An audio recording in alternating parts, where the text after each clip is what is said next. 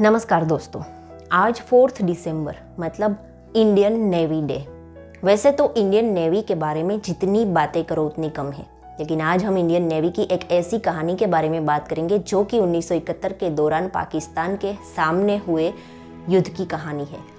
दरअसल उस युद्ध के दौरान भारतीय सेना को अंदेशा था कि पाकिस्तान भारत के शक्तिशाली विमान वाहक जहाज विक्रांत को नुकसान पहुंचाने का, उसे खत्म करने का प्रयास जरूर करेगा और इसके लिए वो अपनी शक्तिशाली सबमरीन गाजी को काम पे लगाएगा। और ऐसा ही हुआ।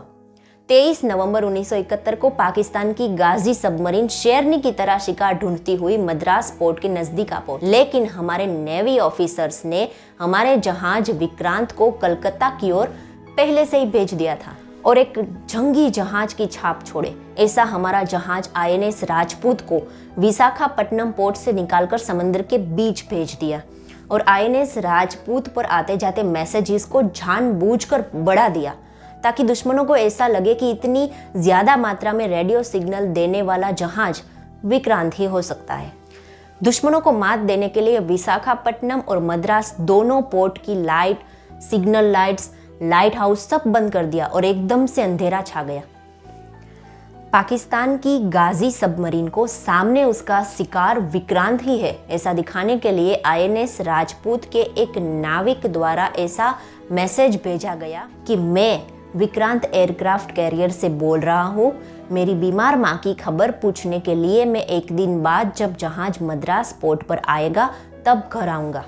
ये संदेशा गाजी सबमरीन के रेडियो ऑफिसर को मिला और उसने तुरंत ही आदेश दे दिया कि हमें अभी अभी पता चला है कि जहाज विक्रांत मद्रास पोर्ट की ओर जा रहा है, पूरी ताकत के साथ उसे तोड़ डालो। और इस तरह इंडियन नेवी की बिछाई हुई जाल में वो फंस गए और अपनी गाजी सबमरीन को हमारे जहाज राजपूत की ओर चलाना शुरू कर दिया। पाकिस्तानी नाविक ये समझ रहे थे कि शिकार हाथ में आ गया है, तुरंत खत्म कर डालते हैं, और ओवर कॉन्फिडेंस में आकर गाजी के नाविक ने एक बड़ी भूल कर डाली।